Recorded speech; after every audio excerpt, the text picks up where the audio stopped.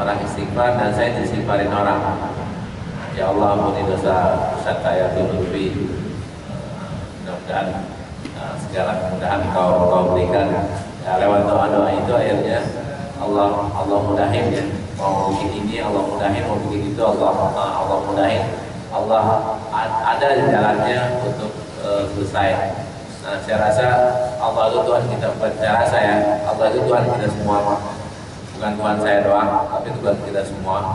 Nah, dan Allah mampu untuk mengabulkan permintaan kita semua tanpa kecuali dan tanpa memilah-milah bahwa ini kebanyakan, ini kita.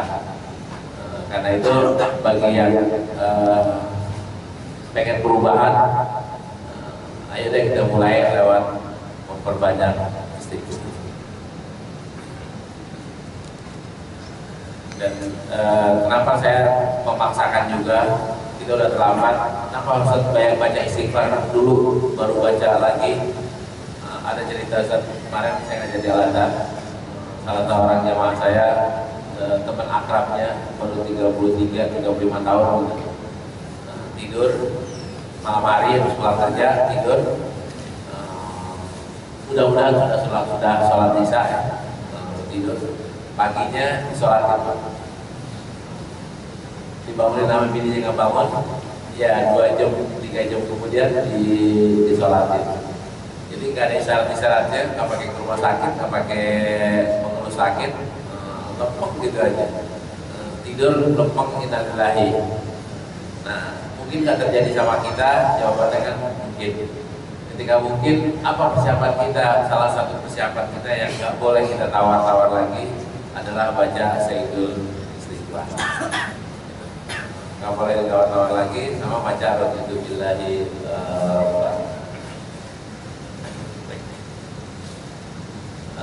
Kemudian kita kepengen ininya meneruskan. Sehingga saya di tempat ini kita sudah off ya, sudah off, headnya belum. Yang sebelum head itu tayamum atau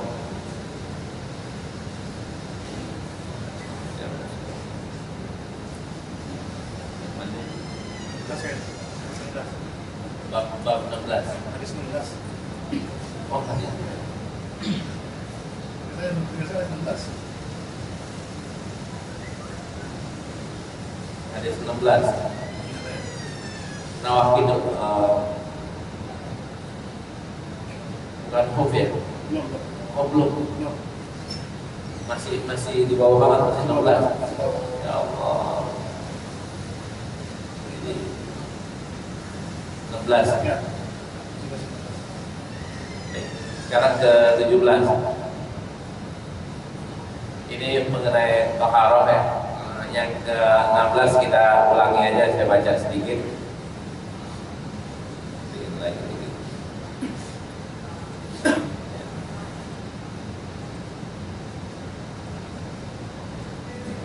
Bismillahirrahmanirrahim. Qala al-mu'allif rahimahullah wa 'an Ibnu Abbas radhiyallahu anhu qala Rasulullah sallallahu alaihi wasallam idza dubighal ihab faqad tahura. Akhrajahu Muslim wa inda arba'ah ayyuma ihabin dubighal. Ini Rasulullah sallallahu alaihi wasallam bersabda, hadis sahih riwayat Imam Muslim dan Imam Arba'ah, sunan yang keempat, sunan yang 4. Rasulullah SAW bersabda, "Idza dubighal ihabu," kalau kulit itu sudah disamak, faqad tahura, maka boleh dipakai buat sholat, buat landasan sholat boleh, buat wuduin boleh. Awalnya kan najisnya kenapa? Karena bagian dari mayat. Bagian dari mayat. Kalau misalnya ini kalau kita potong kulitnya kita samak, selesai. Kalau umpamanya kita dapat udah hewan mati, kulitnya kita ambil gitu, kita ambil, boleh nggak di samak? Boleh. Kulit macan disamak, tahir atau enggak? Tahir. Udah suci. Di riwayat ayyuma ihabin, riwayat yang lainnya ayyuma ihabin, mau kulit yang kayak gimana pun juga kalau udah disamak, kecuali satu, kulit babi atau kulit anjing. Kulit anjing sama kayak gimana pun juga, kalau nggak bisa tahir, apalagi kulit babi. Tapi kalau kulit macan boleh. Soal ditangkapnya itu bukan urusan fikih. Tapi kalau misalnya sucinya suci, tapi kalau ditangkap sama polisinya, ini kulitnya kamu bunuh macan siapa, itu urusan yang berbeda. Yang 17-nya wa Salamah ibn Muhabbik radhiyallahu anhu qala Rasulullah sallallahu alaihi wasallam tiba wujudil maitati duhuruha Sahih Ibnu Hibban. Samak itu cara mentahirnya kapan?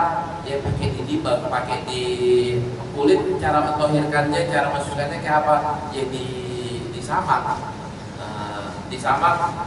Sekarang orang-orang sekarang samak itu dicuci, rendam, jemur, dipakein kapur dulu, dipakein apaan, nyamak kulit. Nah itulah tawurnya. Berarti kalau misalnya udah kulit domba atau kulit apaan, kalau udah ditibal, maka kita boleh menjadikan dia alas sholat, alas tidur boleh, alas sholat juga boleh.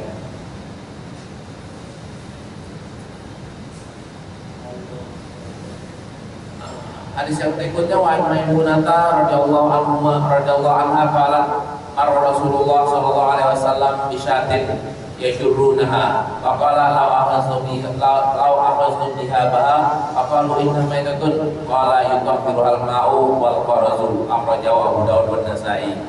Rasulullah lewat nih satu ketika Rasulullah lewat ada kambing udah jadi bangkai. Rasulullah bilang apa? Kalau seandainya kalian itu ambil tuh kulitnya, terus kalian manfaatkan, sahabat pada bilang gini, Rasulullah kan itu udah jadi bangkai. Ya, cara membersihkannya adalah pakai air, pakai kapur, pakai nyamak lah bahasa gampangnya, disamak berarti udah walaupun sudah menjadi mayat. Di yang berikutnya Abi Thalabah Al-Husaini radhiyallahu anhu qala qultu ya Rasulullah inna fi ardi qaumin ahli kitab afa naqulu fi aniyatihim qala la taqulu fiha illa alla tajidu ghairaha faghsiluha wa qulu fiha. Ini penting Pak. Ini kalau tadi samak menyamak mungkin kita jarang pernah seumur hidupnya, mungkin Bapak nggak pernah menyamak ya. Sama kayak saya juga nggak pernah menyamak kulit. Tapi kalau yang ini kita akan menemuinya Pak. Rasulullah ditanya oleh sahabatnya, Rasulullah saya ini tinggal di ahli kitab, kampungnya ahli kitab, bukan di Mekah, bukan di Madinah, tapi di negeri Syam.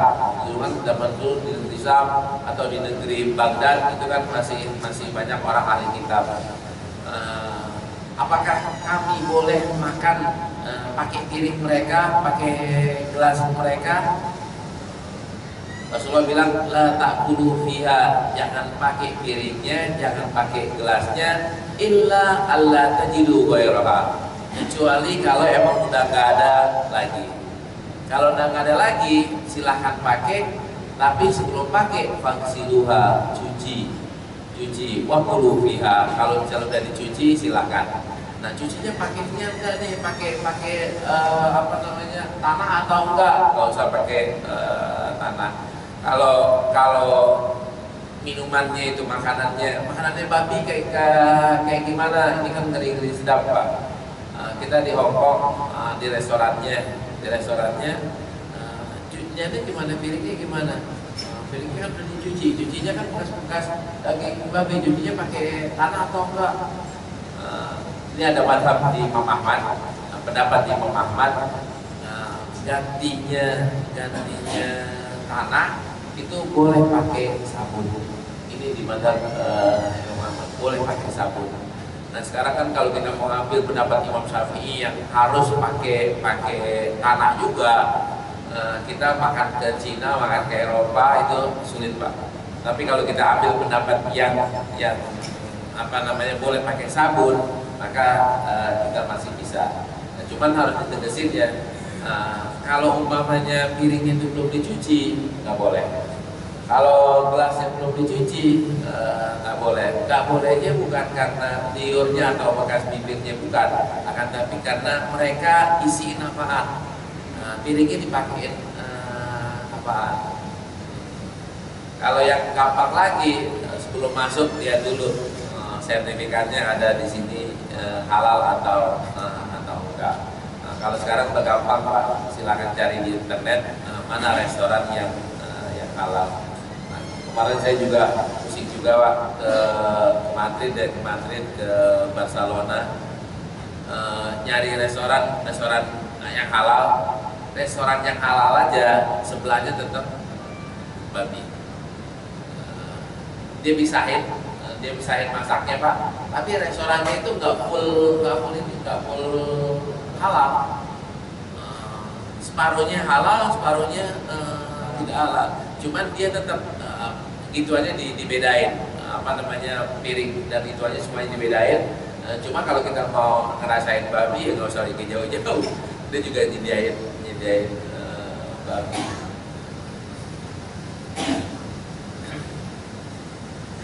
Baik, nah, kalau misalnya di sini di Godong kayak gimana? Di Godong juga hati-hati Pak. Kalau di Malaysia nih kita mau masuk restoran, kalau kita di pesek kayak gini masuk ke restoran Cina pasti ditegur, kamu ini restoran tidak halal. Itu dibilang begitu. Cuma cara masuk di Malaysia kan lihat yang jualnya pakai kerudung udah masuk restorannya halal.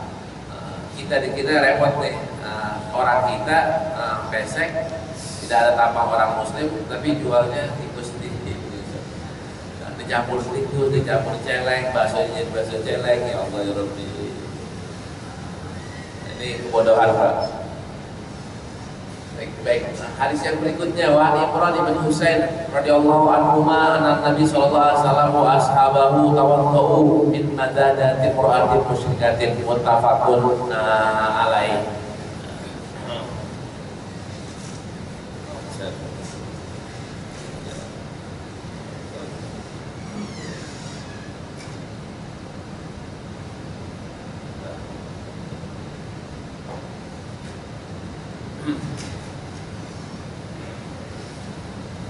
Anna Nabi sallallahu alaihi wasallam Rasulullah sallallahu alaihi wasallam wa ashabahu tawaddu min mazdati qur'atin musyrikatin. Kalau umpamanya kita kecolek atau kita megang tempat tempat minum atau tempat makannya orang musyrik, kita harus duduk lagi atau enggak, atau kesenggol orang musyrik salaman sama orang non muslim itu harus duduk lagi atau enggak. Kalau Pak orang muslim tapi kerjaannya adalah di pemotongan babi Pak. Kita salaman sama dia, kita harus cuci nggak tangan kita dengan ininya, dengan tanah, kan harus kita cuci tangan kita dengan tanah. Padahal kita salamannya atau megangnya atau kesenggolnya sama orang muslim yang kebetulan kerjanya di tempat yang pemotongan babi. Kalau orang kafir makan babi tiap hari. Habis makan babi tiap hari, minum khamr tiap hari, ada kemungkinan nggak ibunya itu bekas kena ini? Ada bekas kena babi atau kena yang najis. Kalau bekas kena yang najis, kira-kira bekas kena yang najis mungkin atau tidak? Bekas pakai babi mungkin atau tidak? Jawabannya kan mungkin. Nah, kalau misalnya mungkin, ikhtiarnya kayak gimana? Ikhtiarnya adalah kalau misalnya kita bersentuhan atau apa yang kemungkinannya adalah orang itu menggunakan hal-hal yang najis, maka kita wudhu lagi. Apakah orang itu sendiri najis? Jawabannya adalah karena kemungkinan dia menggunakan barang yang najis. Orang masuk Islam disuruh ngapain Pak? Disuruh mandi kan? Habis syahadah nih, dia mati dulu baru syahadah atau syahadah dulu baru mandi? Kan syahadah dulu baru mandi. Kalau misalnya mandi dulu baru syahadah, mandinya pakai niatnya apa? Niat mandi Pak. Lillahi ta'ala. Kalau lillahi ta'ala kan keluar. Maka kan dia syahadah dulu. Habis syahadah dia suruh apa? Kamu jangan langsung sholat. Habis syahadah jangan suruh baca Quran. Habis syahadah langsung mandi dulu. Kenapa kok mandi dulu? Dikhawatirkan mungkin kemarin dia berhubungan dengan istrinya atau dengan suaminya belum junub, mandi dulu. Mungkin dia pegang apaan, masih kotor, udah untuk menghilangkan semua kemungkinan itu, wudulah dulu. Maaf, mandilah dulu. Kalau kafir dari masuk Islam, mandi dulu. Kalau orang muslim murtad gimana? Mandi dulu atau tidak? Mandi dulu. Ketika dia kafir kan dia boleh ngapa-ngapain, Pak. Maksudnya menurut ajaran mereka boleh begini dan boleh begitu. Baik, hadis yang berikutnya wa Anas bin Malik radhiyallahu anhu anna qadah Nabi sallallahu alaihi wasallam kasara fataqadal makana syabi silsilatan min fiddatin akhrajahul Bukhari. Wadahnya tempat minumnya Rasulullah itu pecah. Fataqada makana syabi, maka diambilin dari sebagai gantinya dipakein silsilatan min fiddatin, dipakein fiddah, perak. Boleh gak minum dari gelas perak? Boleh gak minum dari gelas emas? Asalnya kan gak boleh.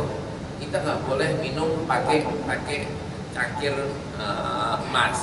Kalau fiddah ada yang mengatakan fiddah boleh, ada yang mengatakan fiddah tidak boleh. Kalau emas ittifaqan emas. Kalau gelas ini dari emas, ini boleh nggak kita minum di sini? Nggak boleh. Bukan apakah airnya jadi najis? Bukan airnya yang najis, bukannya air yang najis, tapi ini kalau alasannya Rasulullah bilang ini gelas kita buat kita pakai ntar di surga, jangan buru-buru makainya sekarang. Itu secara teks. Nah, secara ilmu tasawufnya ini berlebihan. Kita nggak boleh menampakkan sesuatu yang berlebihan. Ilmu kesehatannya, kata kesehatannya, kalau air ditaruh di bejana atau di tempat emas itu nggak tahu ada unsur apanya, nggak baik buat kesehatan manusia. Lah kok dia di surga boleh? Struktur badan kita kan udah berubah, Pak. Di surga minum khamar boleh nggak? Boleh. Bir boleh, jangankan bir, minuman oplosan juga boleh. Jangankan cap kopi miring, oplosan aja boleh. Nah, oplosan kita kuat. Kan surga itu kan naharnya. Sungainya kan ada yang dari labaninnya, ada yang dari susu, ada yang dari khamar, ada yang dari air biasa, ada madu. Nah, berarti kita boleh dong, ya boleh. Struktur badan kita udah lain ya. Sekarang ini struktur badan kita kalau minum tempatnya ini bekas emas, dari buah-buahan dari emas, dia mengandung unsur apaan begitu? Saya secara ilmiahnya nggak bisa menjelaskan. Itu tidak baik untuk kesehatan. Sama Pak. 2 minggu yang lalu saya baca di detik.com, di health-nya itu, di kesehatannya itu, bahaya kalau kita niup niat panas. Entah pisang goreng panas, entah mie goreng panas, kita tiup. Kan Rasulullah larang dari sejak 1.400 tahun yang lalu, Pak. Kalau kalian makan panas-panas jangan ditiup, akan tapi biarin aja dia dingin sendiri, jangan tiup. Nah, kita makan panas kita tiup dulu kan. Nah, itu kata menurut ilmu kesehatannya ini mengandung apa yang membahayakan kesehatan kita. Nah, itu kan dari dulu iniannya. Sama dengan napas ya, kita minum napas, minum sambil napas itu membahayakan kesehatan kita. Rasulullah melarangnya dari dulu. Begitu juga ketika Rasulullah melarang kita untuk pakai emas, yakinlah pasti ada hikmahnya di balik itu. Nah, Bab berikutnya bab izalatin najasati wa bayaninya. Bagaimana kita menghindari najasah, membersihkan najasah. Kalau tak itu tai, tak itu kotoran yang lainnya, itu caranya kayak gimana? Besok hari Jumat saya kupas di Istiqlal Isra Mi'raj. Judul yang saya akan bawakan tuh langkah-langkah menjadikan sholat kita tanha adil fahsyai wal munkar. Kita nih kalau mau dihitung Pak, sholat kita udah tanha adil fahsyai wal munkar atau belum? Mungkin sudah dikit-dikit, banyak belumnya kayak banyak belumnya. Harusnya kan kalau misalnya sholat kita udah benar, sholat kita udah tanha adil fahsyai wal munkar sesuai dengan janji Allah. Nah, ternyata kan sholat kita nggak benar. Gimana sholat kita nggak benar? Itu sholat yang benar apa? Sholatnya kan sholat sah dan sholat khusyuk kan yang benar tuh. Antara sah dengan khusyuk kan beda Pak. Sah asal memenuhi persyaratan standar.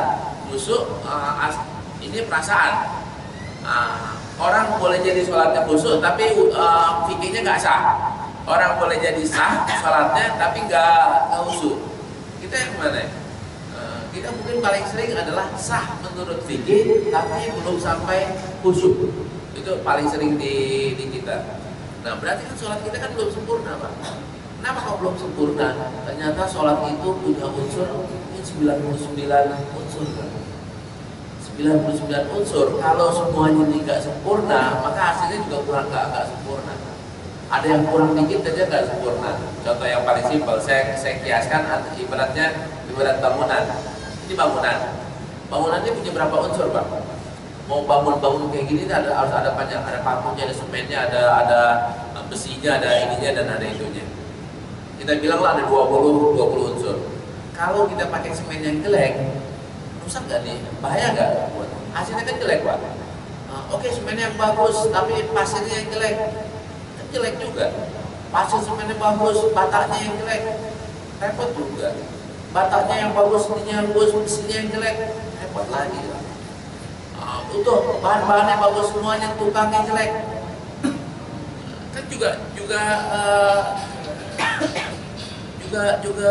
jelek, ya kan? Jelek juga Pak. Bahannya bagus, tukangnya jelek. Jadi jelek. Sama pakai mobil. Bapak sering pakai mobil yang dibawa dipakai sono tuh. Yang nyopir siapa? Yang itu saya nggak buka jadi kagak bisa Pak. Gimana nyopirnya? Nyopirnya kan pasti nggak bagus. Kan harus ada unsur yang tadi itu yang kita bilang 99 itu unsurnya semuanya bagus baru nanti hasilnya jadi bagus. Nah salah satu mungkin yang nggak bagus dan kita semuanya ini kebanyakan masuk ke dalam kategori itu Pak. Memilih surat bacaan dalam sholat. Kita milihnya asalnya apaan? Ya udah cepet-cepet dah baca inna anzalna, inna a'tayna, inna qul sehingga pesannya Quran itu udah masuk ke kita. Terus yang masuk apaan? Dasar pemilihannya apaan? Cepat. Berarti yang kita kejar cuma cepat. Yang Quran itu menjadi nasihat buat kita dalam sholat itu kita pasti baca itu nggak nyampe Pak. Karena kita pilihnya yang cepat. Itu salah satunya. Nah sekarang ini kenapa kita pakai baca ini ngaji ini dan najasahnya gimana? Ini udah nggak ketinggalan zaman Ustaz. Selama kita masih mau sholat maka ini harus kita baca. Selama kita mau sholat maka ini harus kita baca dan kita ketahui. Kenapa kayak begitu? Kalau di tangan kita masih ada kotoran yang itu yang membatalkan yang najis. Terus kita sholat kita jadi apa Pak? Tidak sah. Ketika tidak sah, dia bisa jadi tanha anil fahsyai wal munkar atau enggak? Ya tadi yang kita bilang sulit untuk menjadi tanha anil fahsyai Baik. Hadisnya an Anas bin Malik radhiyallahu anhu qala su'ila Rasulullah sallallahu alaihi wasallam anil khamri tutakhazu halal akhrajahu Muslim wa Tirmidzi wa qala hadisun hasanun. Ini kan tuak ya, tuak berubah menjadi arah jadi tuak jadi cuka. Habis sebelum jadi cuka kan jadi yang dulu Pak. Yang mabukin apa namanya? Tuak yang mabuk. Kalau tuak kan halal Pak. Kalau cuka kan jadi halal. Ntar yang sebelum cuka apa namanya? Arak. Arak ya? Arak.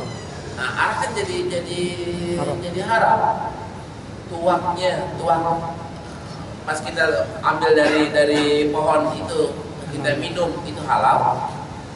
Kita tunggu 3 hari jadi haram. Kita tungguin 1 bulan jadi halal. Cuman kagak kuat kita minum kan, karena asamnya nauzubillah min dzalik kan jadi juga. Nah, kalau umpamanya khamar tutakhazulan, kalau emang khamar kita anggap jadi hal boleh atau enggak? Ya kagak bisa. Kalau mau khamar ya khamar aja, kalau mau hal aja.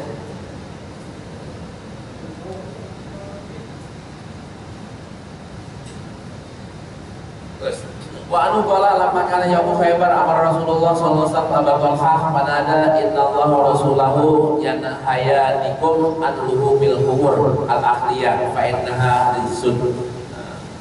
Waktu perang Khaibar ini tahun ke-7 Hijriah, Abu Talha nyampein pesan Rasulullah, sungguhnya Allah dan Rasulnya keduanya ini melarang kalian untuk makan luhumil humur al ahliyah, makan daging himarnya tapi himar bukan himar liar, tapi himar piaraan. Himar sama kuda beda atau enggak? Beda. Nanti kalau misalnya himar beda, himarnya haram, kudanya halal. Ntar ada kuda bagian kudanya, ntar ada. Ini kalau keledai haram. Di kita jarang lihat keledai Pak. Di Arab keledai banyak. Keledai liar kita ketemunya di padang pasir itu halal. Tapi kalau keledai yang dipiara itu haram. Nanti kuda gitu juga. Ada yang bilang kuda piaraan haram, kuda liar halal. Apa bedanya? Saya nggak tahu apakah ini karena ada unsurnya Pak yang membedakan, atau ada unsurnya kalau himar semuanya dipotong Pak, nanti gimana kendaraannya? Untuk menjaga kelestariannya himar, ini gimana jaganya adalah caranya jangan sampai dipotong. Ini secara ilmu apaan? Ilmu yang lainnya mungkin ada unsur-unsurnya, saya nggak tahu.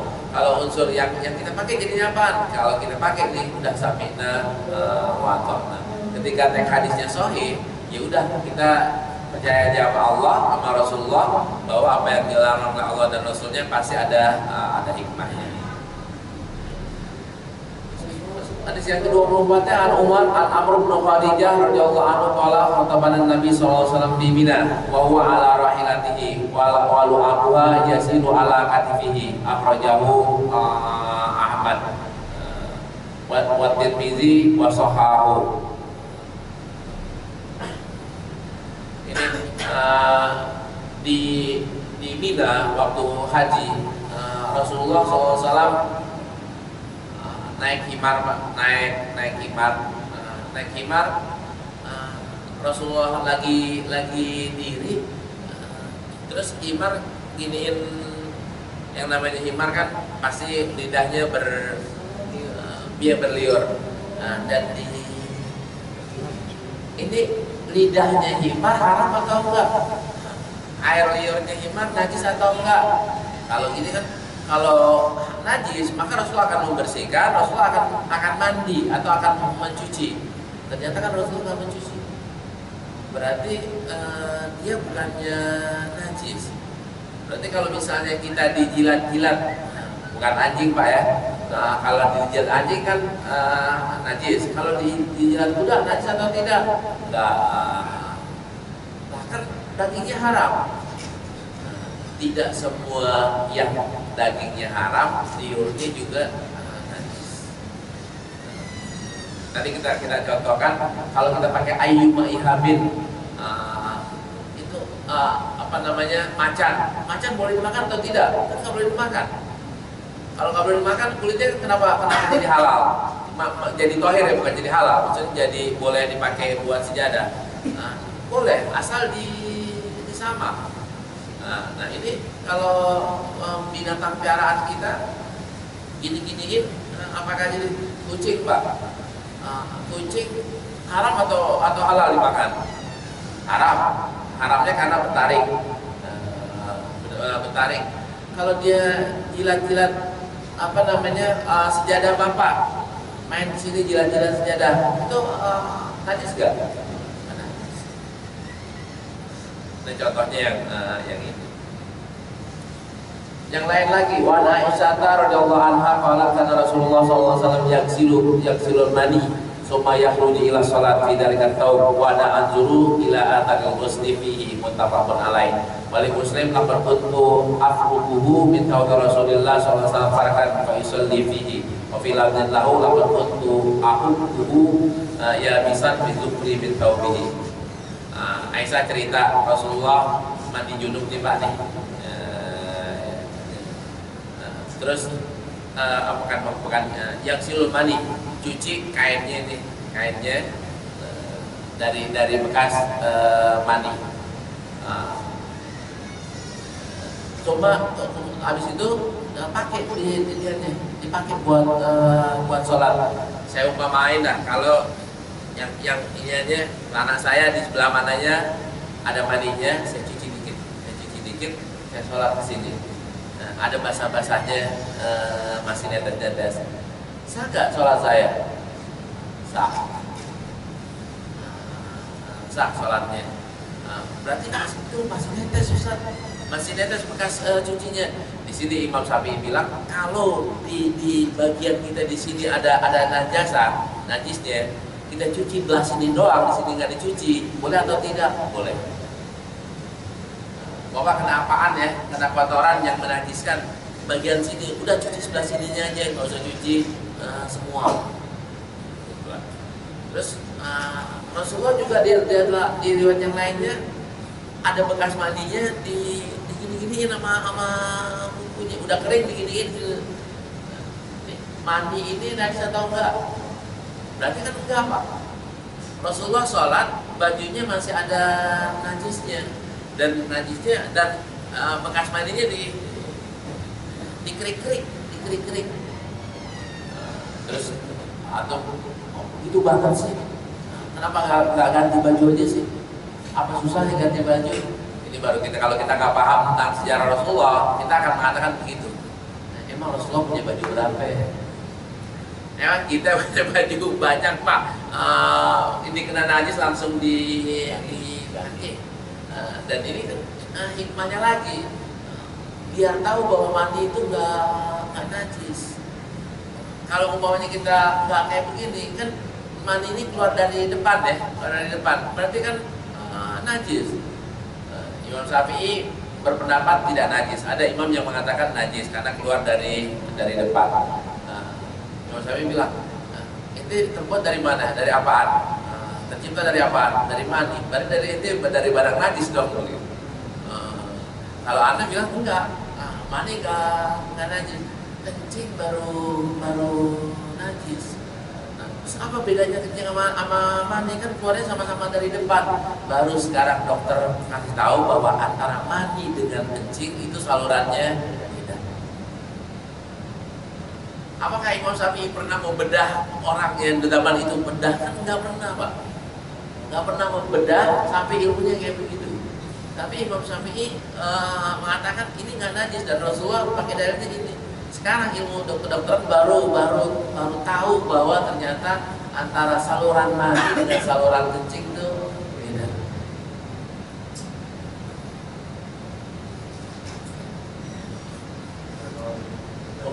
waktunya ya Allah. Baik, kita sambung dengan pertanyaan. Ingetin baru sampai 25 ya. Pak, ada Waalaikumsalam. Kalau kita kan suka kencing di urinal itu, Ustaz. Ya. Di urinal itu kan kita nggak tahu nyiprat atau gimana kena cipratannya itu gimana? Ya. Kedua dulu ada Ya. satu. Ya. Lagi di depan, Pak. Ya. Sampai dulu. Waalaikumsalam. Kalau kemudian sholat, yang saya cuma itu kalau pas waktu kita siang, kalau mengingat sholat itu fardu, bagaimana hukumnya kalau kita dengan menggunakan mata terpejam karena itu lebih khusyuk dibandingkan dengan mata terbuka. Ya. Kalau sedangkan kalau kita malam tanpa dengan menggunakan mata terpejam pun tidak khusyuk. Ya. Ya, Mas. Ya.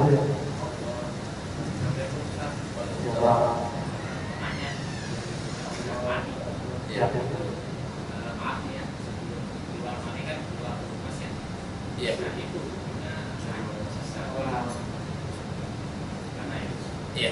Ya. Ayo, Pak. Baik. Ayo. Ya. Udah 34. Ya.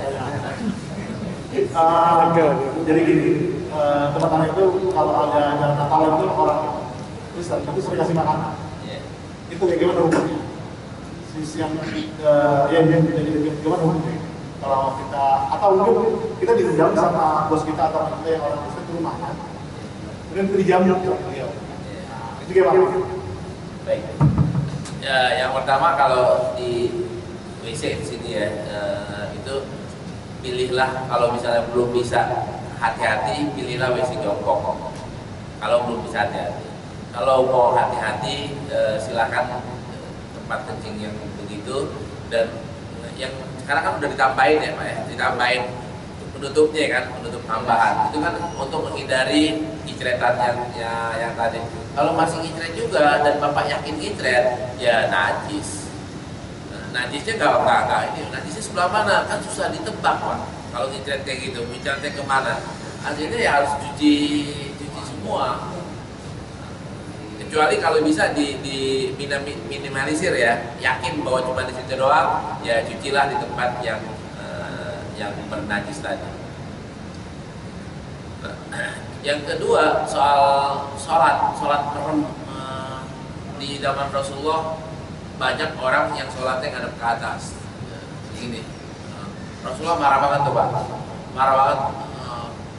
Kalau jangan sholat ke atas. Ini ada beberapa tahap. Jangan sholat ke atas, jangan sholat ngadepnya ke atas, tunjukin ke bawah, gitu. Lihatlah ke bawah, jangan juga ngelihat ke kanan, jangan juga ngelihat ke kiri atau ngelihat ke belakang. Sholatnya ngadeplah ke depan. Terus pada masih banyak yang sholatnya ngadep ke atas. Kenapa kok pada sholat ngadep ke atas? Disangka Allah di atas. Dan supaya dialognya langsung, jadinya ngomongnya kayak ngomong langsung. Natap wajahnya Allah di atas, berarti ngadepnya ke atas. Ini Rasulullah larang Pak, jangan ngadep. Allah itu di depan kamu, bukannya di atas kamu. Terus kalau misalnya kita merem, Allah kan di depan. Allah bukan di hayalan kita, kan Allah di depan kita. Nah, di depan kita kenapa kita meremin Pak? Bapak ngadep ke ibunya atau ke bininya gitu, Mama, apa kabar? Merem gitu kan nggak bagus Pak. Nah, tapi itu kan cara husuk karena kita udah punya asumsi Allah tuh kita khayalkan begitu. Padahal Allah tuh di tempat, sama kayak sahabat tadi menghayalkan Allah ada di langit, karena itu naik kepada doa mati. Rasulullah sampai marah ya. Hadisnya baru kita baca di Sahih Bukhari. Ente pada begini atau ente tadi butain matanya? Kata Rasulullah, mata parahnya kayak gitu Pak. Ente mau tetap natap langit atau ente mau dibutain? Akhirnya sahabat sholatnya pada ngadep ke depan, bukan ke kanan, bukan ke kiri, apalagi ke belakang. Soal keluar mani kan ada mukadimahnya, ada depannya. Ya, keluar mani membatalkan wudhu dan membatalkan sholat. Tapi maninya tidak najis. Kalau keluarnya wajib mandi. Keluar mandi kan wajib mandi. Cuman kalau misalnya mandinya itu kena spray, kena bantal, kena apa, ya nggak najis.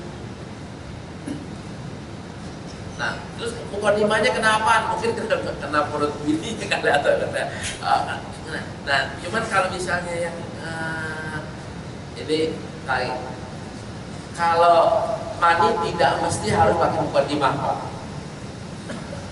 Kalau mandi tidak mesti harus pakai ada mukadimahnya, bisa keluar langsung.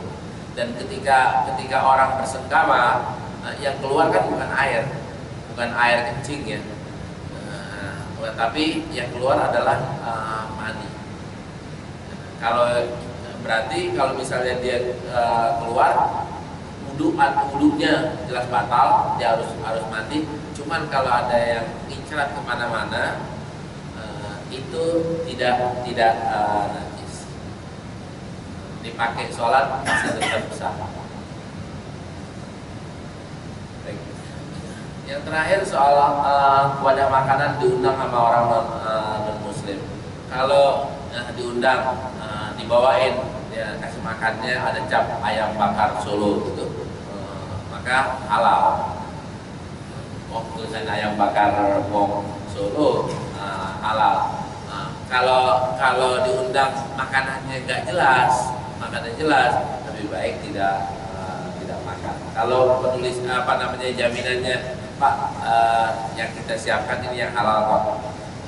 Yang halal ini betul-betul halal atau tidak. Saya kebetulan di LPOPEM yang ngasih fatwa halal itu saya termasuk salah satu di antaranya. Itu kan sertifikat halal itu bukan bahannya doang, Pak. Cara mengerjakannya juga di sertifikat ditelaah. Kalau restoran itu mau halal, dia harus terpisah, betul-betul terpisah dengan makanan yang tidak halal.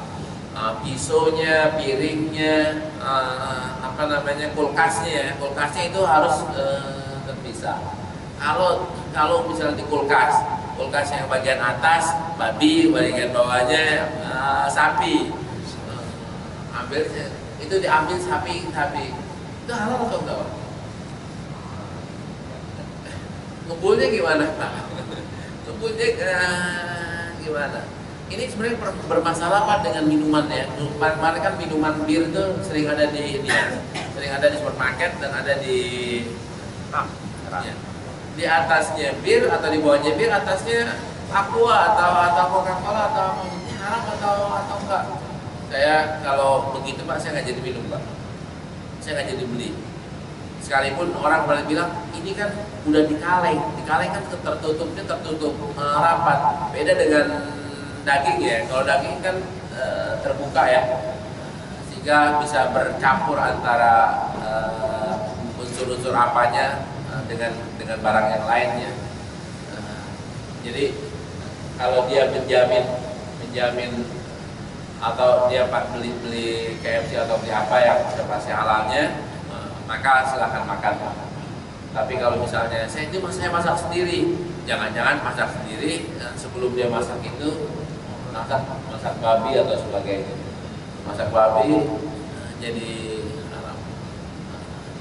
Dan Bu saya datang, tapi saya mohon maaf, saya minum air putihnya aja. Saya makan yang pasti halal. Kalau mie goreng, wallahu a'lam, masaknya campur atau itu. Baik, alhamdulillah, waktu sudah jam 1:04, mungkin kita bisa akhiri taklim dengan pembacaan. Baik, kita baca Fatihah. Kita mohon kepada Allah Subhanahu wa taala, mudah-mudahan kita dibuat iman kita, bisa komplit amal kita, dimudahkan segala urusan kita, diluaskan rezeki kita, disolehkan anak turunan kita. Berikan niat Al-Fatihah.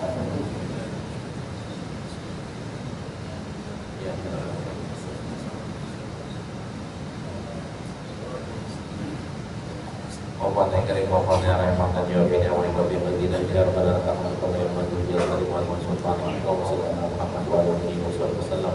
Allahumma inna na'udzubika wa syukrika wa husni ibadatik wa tajana mawabilin. Allahumma inna nas'aluka al jannah wa na'udzubika min sakhatika wa nar. Allahumma afuwwun karim. Ibu afa anna yang karim. La ilaha illallah al-azimul halim. La ilaha illallah rabbul halim. La ilaha illallah rabbus samawati wa rabbul ardi wa rabbul arsyil karim. Hasbunallahu wa ni'mal wakil wa la haula wa la quwwata kepada balapaan bersama orang dan berlaku orang dan guna mafasirin dan bersama banyak mafasidana dan bersama banyak mafasidana dan bersama banyak mafasidana waqulana ma ya wasil kepada hati kami punya hasanah wabillahi hasanah wa qina adzabannar sallallahu alaihi wasallam walhamdulillahi rabbil alamin sallallahu alaihi wasallam. Dan untuk apa yang baca di tempat kalau dari